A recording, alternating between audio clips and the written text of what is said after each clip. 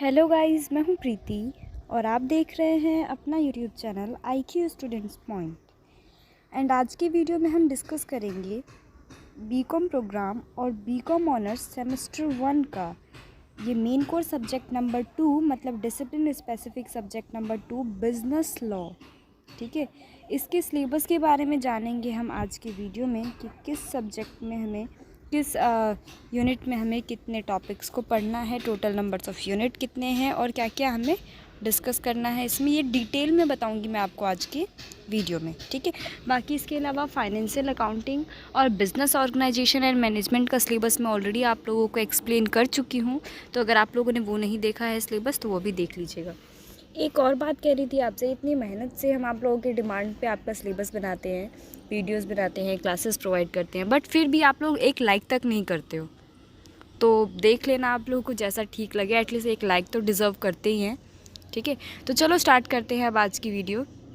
तो सबसे पहले बात करें बिज़नेस लॉ की, तो इसमें टोटल आपको 5 यूनिट जो है वो पढ़ने को मिलेगा। ठीक है, अब एक एक यूनिट के बारे में मैं डिटेल में सारी चीज़ें डिस्कस करूँगी आज की वीडियो में। ठीक है, यूनिट नंबर 1 है हमारा इंडियन कॉन्ट्रैक्ट एक्ट 1972।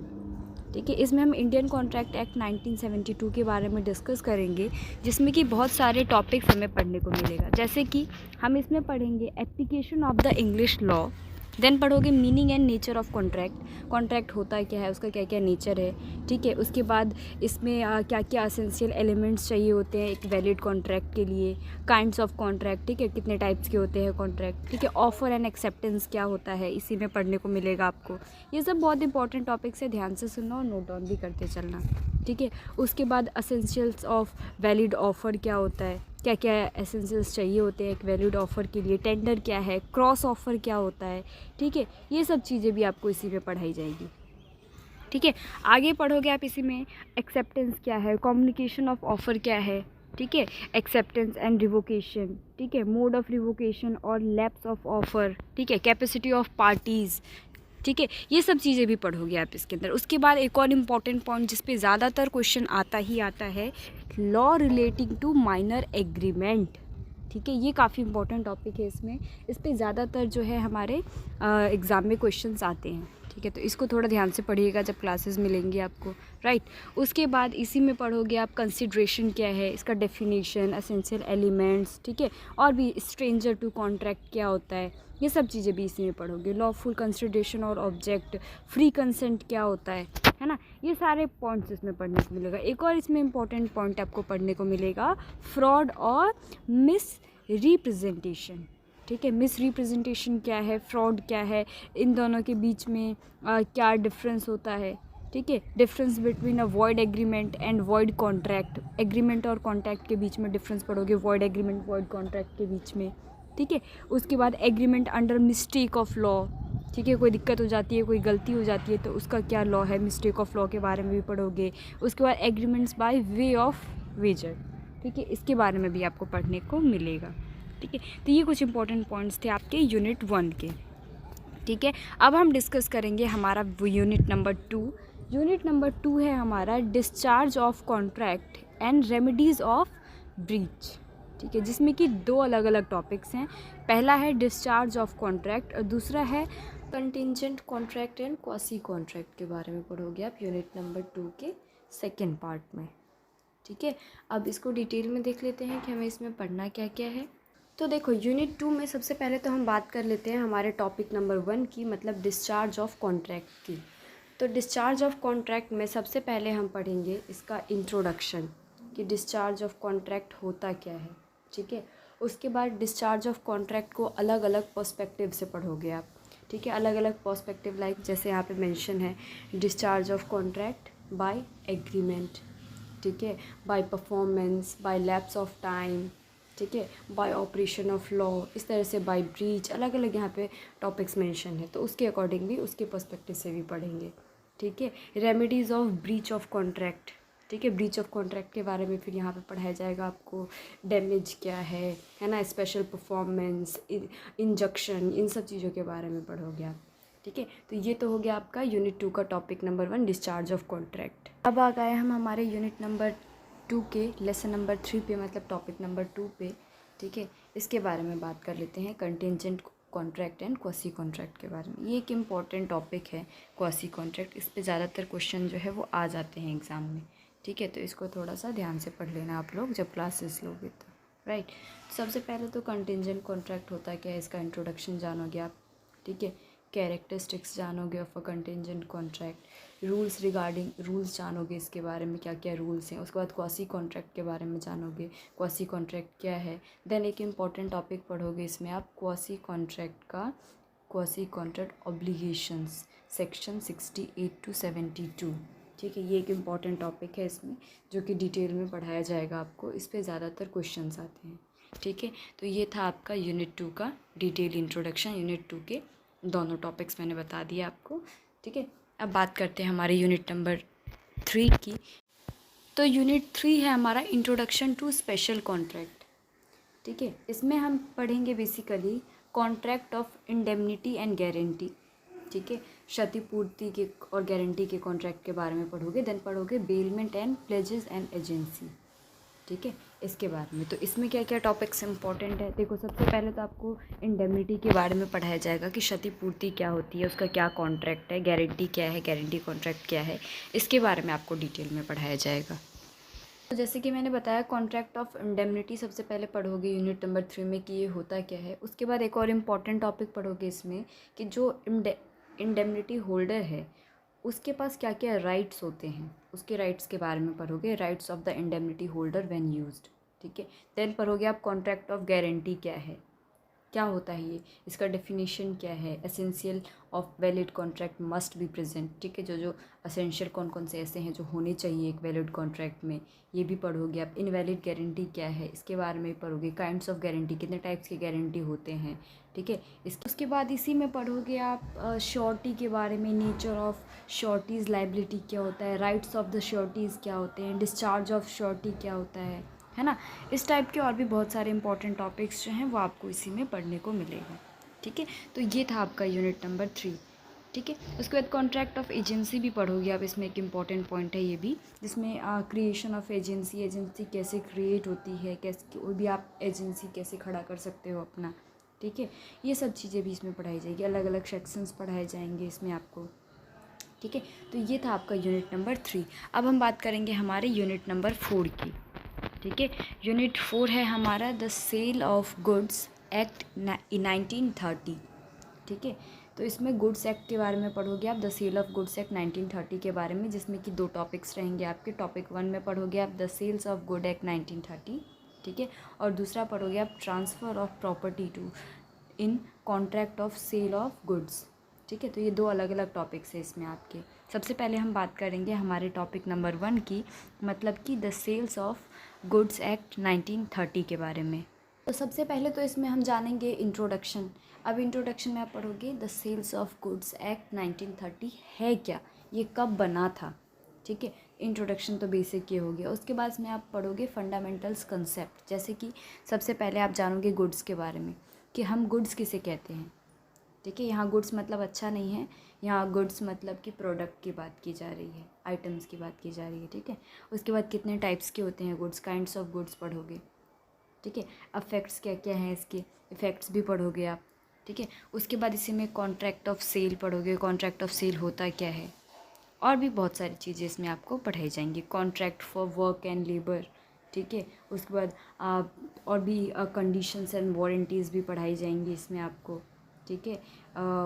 और भी अलग अलग इंपॉर्टेंट टॉपिक्स पढ़ाए जाएंगे। एक और इम्पॉर्टेंट टॉपिक इसमें आपको पढ़ने को मिलेगा, असेंशियल क्या क्या है of a contract of sale of goods, ठीक है। ये भी एक इम्पॉर्टेंट पॉइंट है, ये भी पढ़ने को मिलेगा आपको इसी चैप्टर में, इसी यूनिट में। उसके बाद इसी यूनिट के नेक्स्ट टॉपिक की हम बात करेंगे, जो है हमारा transfer of property in contracts of sale of goods, ठीक है। ये हमारा नेक्स्ट लेसन नंबर 6 मतलब यूनिट नंबर 5 का सेकंड टॉपिक। इसमें सबसे पहले तो आपको इंट्रोडक्शन पढ़ने को मिल जाएगा। इंट्रोडक्शन के बाद आप पढ़ोगे ट्रांसफ़र ऑफ प्रॉपर्टी होती क्या है, कितने इसमें क्या क्या एसेंशियल्स हैं, ठीक है। किसी भी प्रॉपर्टी को ट्रांसफ़र करने के क्या क्या लॉ हैं, इसके बारे में भी पढ़ोगे आप। क्या क्या स्पेसिफिक हैं इसके transfer of property in specific and ascertained goods, ठीक है, ये पढ़ाया जाएगा। उसके बाद इसमें पढ़ोगे ट्रांसफ़र ऑफ टाइटल, अगर किसी को अपना टाइटल ट्रांसफ़र करना है तो उसका क्या प्रोसेस होता है। एप्रोप्रिएशन ऑफ गुड्स क्या है, ये भी पढ़ाया जाएगा इसी में आपको। उसके बाद इसी में पढ़ोगे आप सेल बाय नॉन ऑनर क्या होता है। ठीक है, किसी भी प्रोडक्ट को कोई नॉन ऑनर कैसे सेल कर सकता है, इसके बारे में भी। ठीक है, reservation of right of disposal by seller, इसके बारे में भी पढ़ाया जाएगा। और भी इसमें कुछ इंपॉर्टेंट टॉपिक्स आपको पढ़ाए जाएंगे, जैसे कि rights of unpaid seller against goods. ठीक है, अब किसी ने अगर पेमेंट नहीं किया है तो उसको कैसे हम डील करेंगे। ठीक है, अगेंस्ट गुड्स इसमें पढ़ाया जाएगा। उसके बाद rights of unpaid seller against the buyer personally, right, इसके बारे में भी पढ़ोगे आप। तो ये था आपका यूनिट नंबर 5 का दोनों चैप्टर जो कि मैंने बता दिया। अब हम बात करेंगे हमारे यूनिट नंबर 6 के बारे में, मतलब यूनिट नंबर 5 के बारे में, जो है हमारा लास्ट यूनिट। यूनिट नंबर 5 क्या है हमारा? यूनिट 5 है हमारा the limited liability partnership act 2008। ठीक है, जिसमें कि 3 अलग अलग चैप्टर्स हैं इसमें। ठीक है, अलग अलग चैप्टर्स में आपको 3 अलग अलग टॉपिक्स में पढ़ाया जाएगा। सबसे पहले तो पढ़ोगे इसमें यूनिट नंबर 5 के चैप्टर 1 में meaning of limited liability partnership. Limited liability partnership होती क्या है। उसके बाद अगला टॉपिक है इसमें आपका, अगले चैप्टर में पढ़ोगे पार्टनर्स का क्या मतलब है। हम कभी भी किसी को पार्टनर कैसे बोलेंगे, क्या मीनिंग क्या है उसका, तो वो पढ़ोगे। ठीक है, there relation and liabilities in LLP। LLP क्या है इसके बारे में सबसे पहले पढ़ाया जाएगा आपको। उसके बाद उसके रिलेशंस और लायबिलिटीज़ के बारे में पढ़ाए जाएंगे। Financial disclosure and winding up of LLP के बारे में भी पढ़ाया जाएगा आपको। तो चलो देख लेते हैं क्या है हमारा। सबसे पहले तो हम बात करेंगे हमारे यूनिट नंबर 5 के टॉपिक नंबर 1 की, मतलब meaning of limited liability partnership की। सबसे पहले तो इसमें आपको पढ़ाया जाएगा कि LLP होता क्या है, मतलब लिमिटेड लायबिलिटी पार्टनरशिप होती क्या है। इसके बारे में एक बेसिक इंट्रोडक्शन मिल जाएगा आपको। ठीक है, उसके बाद पढ़ोगे आप इसी में कि इसके क्या क्या एक्ट्स हैं, फीचर्स क्या है LLP के, फीचर्स ऑफ LLP पढ़ोगे। देन इसमें आप कुछ एग्रीमेंट्स पढ़ोगे लिमिटेड लायबिलिटी पार्टनरशिप की, LLP की। ठीक है, कंटेंट ऑफ LLP एग्रीमेंट, क्या क्या कंटेंट होते हैं इसके अंदर। ठीक है, एडवांटेजेस क्या क्या हैं LLP के, डिसएडवांटेजेस क्या क्या हैं इसके, ये चीज़ें पढ़ने को मिलेंगी इसमें। उसके बाद आप इसी में पढ़ोगे डिफरेंस, पढ़ोगे आप डिफरेंस किसके बीच में, तो difference between partnership, company and LLP। Partnership क्या होती है, कंपनी क्या है और LLP क्या है, इसके बीच में क्या क्या डिफरेंसेस है। आप अलग अलग टाइप से पढ़ोगे, लाइक पार्टनरशिप होता क्या है, सबसे पहले तो मीनिंग बेसिस पे डिफरेंसेस होगा इसमें, फिर उसके बाद इसके फीचर्स के बेसिस पे डिफरेंसेस होंगे, और भी अलग अलग टाइप के डिफरेंसेस हैं, वो आपको आगे पढ़ने को मिलेगा। ठीक है, उसके बाद पढ़ोगे आप incorporation of LLP section 11।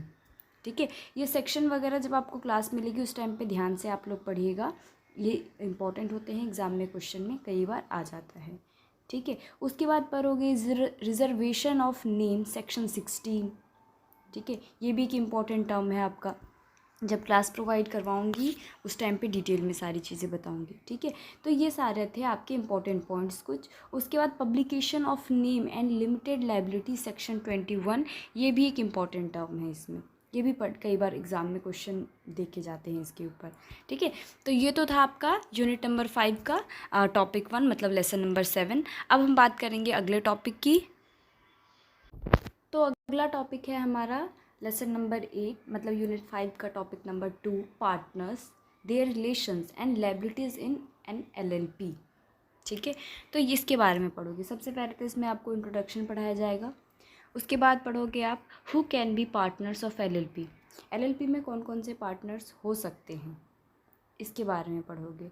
Disqualification of a partner of LLP section 5 पढ़ाया जाएगा इसी में। Minimum and maximum numbers of partner, कम से कम और ज़्यादा से ज़्यादा कितने पार्टनर्स हो सकते हैं। ठीक है, देन इसी में पढ़ोगे आप डेजिग्नेटेड पार्टनर्स के बारे में। व्हाट इज़ डेजिग्नेटेड पार्टनर्स, ये होता क्या है। Manners of appointment of designated partner, DPIN के बारे में पढ़ोगे आप इसी में। ठीक है, डेजिग्नेटेड पार्टनर आइडेंटिफिकेशन नंबर क्या होता है। Disqualification for a person to be designated partner. Then इसी में पढ़ोगे liabilities of designated partner section 8 के बारे में। ठीक है, तो ये कुछ इंपॉर्टेंट टॉपिक्स हैं इसमें। ठीक है, partners as agent of LLP। ठीक है, जो पार्टनर्स है वो एज ए एजेंट कैसे काम करते हैं ऑफ LLP के बारे में भी इसी में आपको पढ़ने को मिलेगा। ठीक है। तो ये कुछ इंपॉर्टेंट टर्म्स हैं इसमें। उसके बाद लिमिट्स ऑफ LLP लाइबिलिटीज़ पढ़ोगे आप इसी में, ठीक है। लाइबिलिटी बाय होल्डिंग आउट क्या होता है इसके बारे में भी पढ़ाया जाएगा, ठीक है। Unlimited liabilities in case of fraud पढ़ाया जाएगा आपको इसमें। तो ये था आपका यूनिट नंबर 5 का टॉपिक नंबर 2 मतलब लेसन नंबर 8। आगे बढ़ते हैं लेसन नंबर 9 की तरफ मतलब टॉपिक नंबर 3 की तरफ।